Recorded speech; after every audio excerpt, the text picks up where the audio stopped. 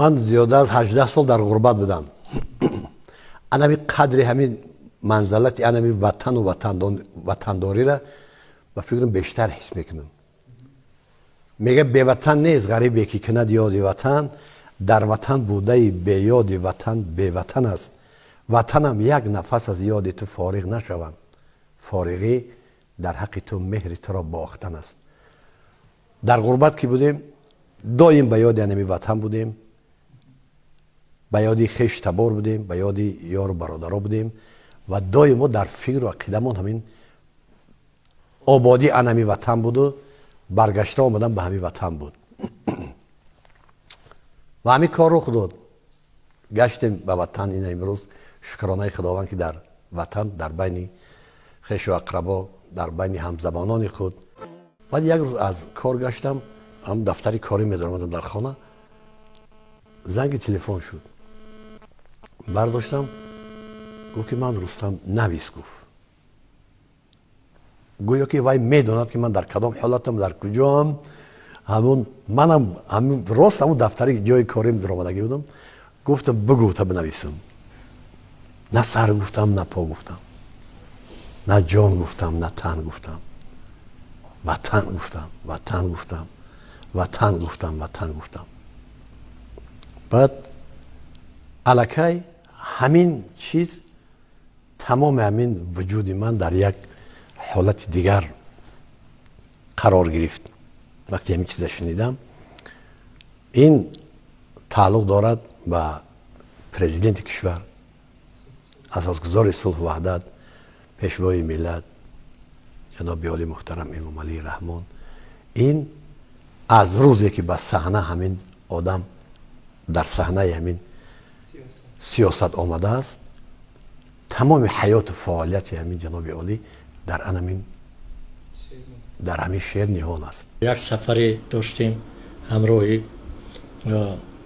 هنرمندی خلقی تاجیکستان، حافظ مشهور ما امردین کبیر به ناحیه تاجیک‌آباد که این شعر تازه تولید شده بود و به دستی اون کس رسید و اون در زمان اون رو آهنگ بست و بار اول در همین سفر اون رو در آنجا سرود و بعد وقتی که اون رو فیلمی تصویری کردن،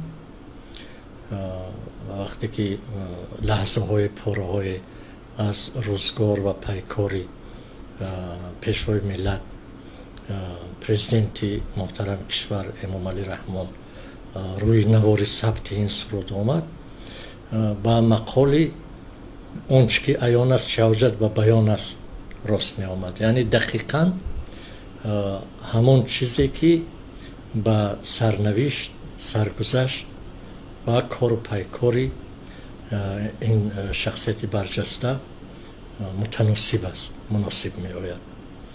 و البته باعث خوشحالی است که این سرود خیلی محبوبیت کسب کرد در بین مردم و تا جایی که من از امردین کبیر شنیدم که وقتی که در محفل های مردمی در توی ها حتی حافظی میکند، مردم از او خواندن این سرود رو تقاضا میکنند.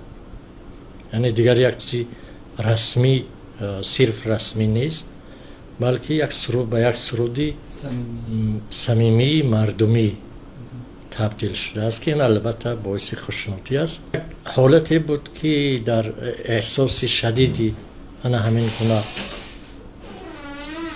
همین گونه جریان که این هم در فرهنگ ما مناسبت به فرهنگ صرف ملی ما احساس می شود بعضا از طرف بعضی جوان ها، خصوصا هم در مسئله هویت ملی ما بعضا احساس می شود یک روحیه انکاری متاسفانه در قشر گروه، خصوصا تاسف آور است که خیلی از اینها جوانان هستند، جوانان تحصیل کرده و در همین یا حتی در مناسبت های روزمره کار و همین نوع روحیات بالا در احساس شدید بود که این شعر این روزهای موتیشه که مثلا به سر این ملت آمد آوردن این چیزا به سر این ملت، این یک روز و 2 روز نبود، 1 ساعت 2 ساعت نبود، سالهای سال لازم بود که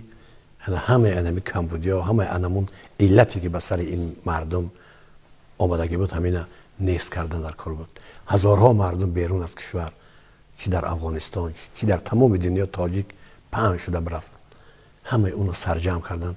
این کاری بازی نیست و کاری هر کس هم نیست.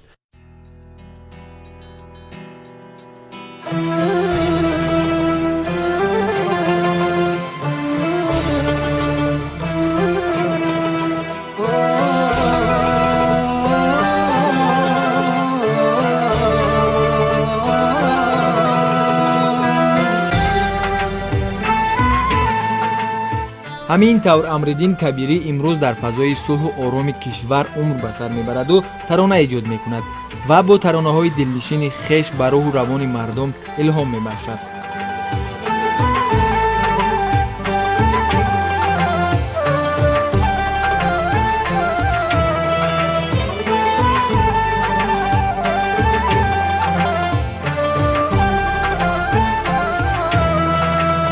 سر گفتم نه پا گفتم، نه سر گفتم نه پا گفتم، نه جان گفتم نه تن گفتم، نه جان گفتم نه تن گفتم، وطن گفتم وطن گفتم، وطن گفتم وطن گفتم، وطن گفتم وطن گفتم، وطن گفتم وطن گفتم. هزاران بار ما گفتم کسی هم دل نشد، اما کسی هم دل نشد، اما جهان زیدی من شورید اگر یک بار من گفتم، اگر یک بار من گفتم و آیان دل نهادم دیده و دل بر عیان بستم،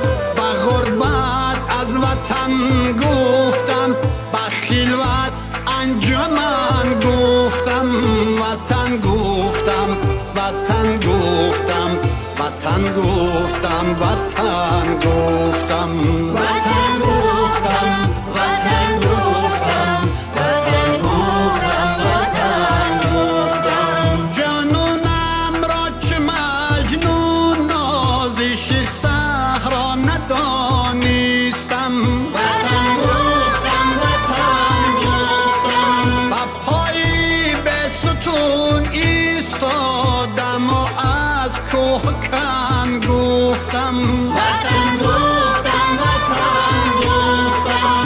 زبانی شمع طبعم گاه گه دامان دل گیرد، مبادا که پشیمان گردم از آن که سخن گفتم، پشیمان نیستم هرگز سخن چون از وطن گفتم، وطن گفتم وطن گفتم، وطن گفتم وطن گفتم، وطن گفتم وطن گفتم، وطن گفتم وطن گفتم. نه سر گفتم نه پا گفتم، نه سر گفتم نه پا گفتم، نه جان گفتم نه تن گفتم، نه جان گفتم نه تن گفتم. وطن گفتم وطن گفتم، وطن گفتم وطن گفتم، وطن گفتم وطن گفتم، وطن گفتم وطن گفتم، وطن گفتم وطن گفتم، وطن گفتم وطن گفتم.